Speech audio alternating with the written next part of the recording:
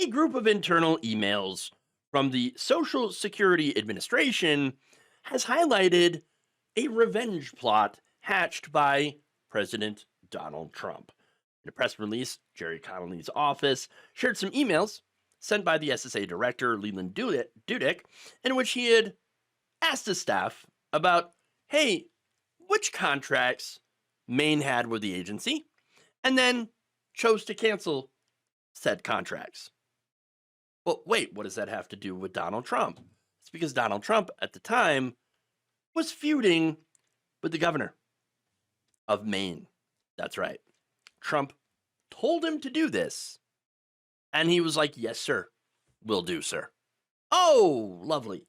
Now, funny enough, canceling these contracts kind of goes against the whole fighting against waste, fraud, and abuse thing that they claimed that they were doing.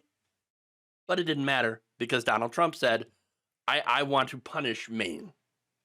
So Connolly's office wrote, despite reinstating the contracts on March 7, 2025, and claiming that he did not intend to harm the people of Maine, the emails obtained by the committee show that Acting Commissioner Dudek knew of the negative impacts of canceling the programs and was willing to hurt the people of Maine and waste taxpayer money to avenge Donald Trump.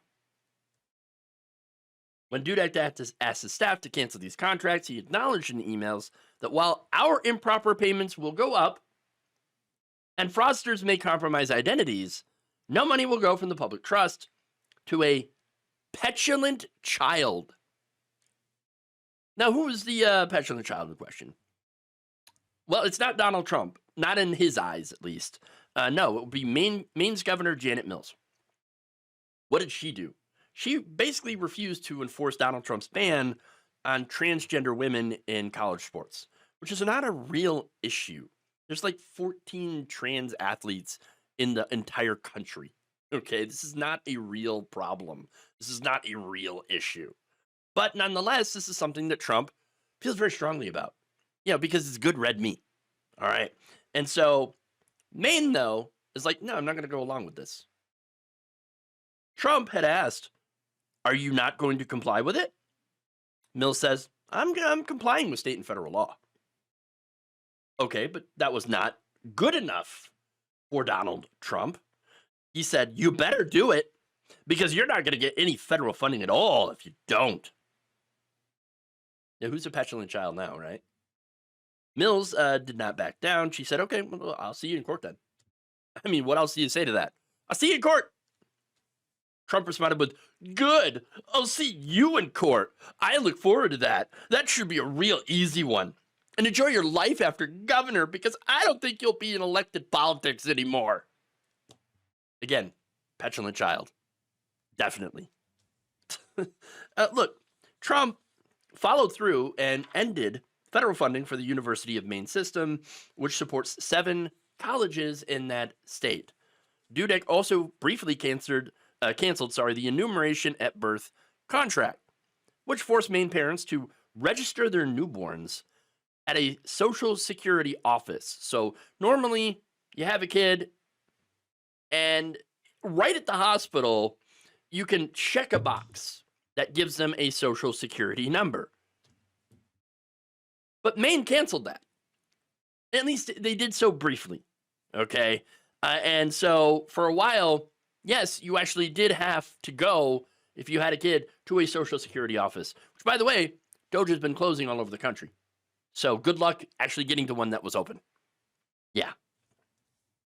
These two things, by the way, are a perfect example of how Trump weaponizes government to punish his political opponents and to try to keep people in line. That is the reality. That is what he is doing.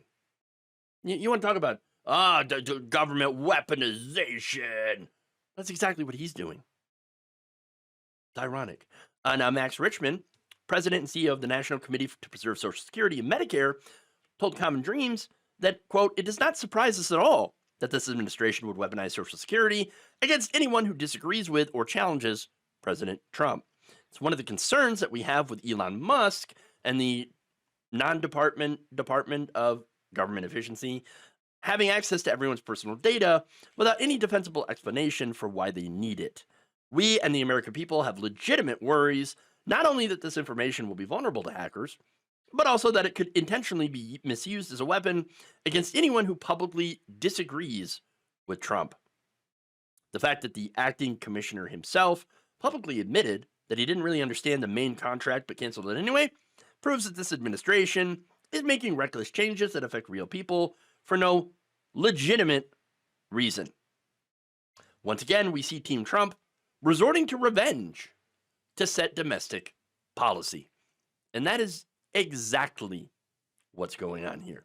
Now, as a result, of course, Connolly is asking for Dudek's resignation, to which I say he's not going to. I very much doubt that he's going to quit. And even if he does, Trump will just replace him with somebody who's going to do the exact same thing. Because that's what this government is. There are no adults left up in the room. You either do what Donald Trump tells you to do, or you are gone. That's it. That's the problem with electing someone like Trump, who, basically gets off on firing people. You're fired. That's pretty much it. That's what he's doing. And so, yes, he can't wait to fire people. He can't wait to be petty. He can't wait to try to get revenge. That's it. And by the way, that's the way he's always planned on running our government. It's the way he would have ran our government in the first term had he had it his way, had he been surrounded by loyalists. And he wasn't. And it's also what his voters voted for. And the irony is, of course, that if it ends up harming these voters, the only thing that you can tell them, that you can really say is, well, you voted for this. You brought it on yourself. Thank you for watching. If you enjoyed this video, please like, share, subscribe, hit the bell icon in order to get notified whenever a new video is released. And if you want to support independent, progressive media through this difficult time where it seems like everybody is shutting down, you can become a member on our YouTube page, you can become a subscriber on Facebook, or you can go to my Patreon. It's patreon.com/Jeff Waldorf. Thank you.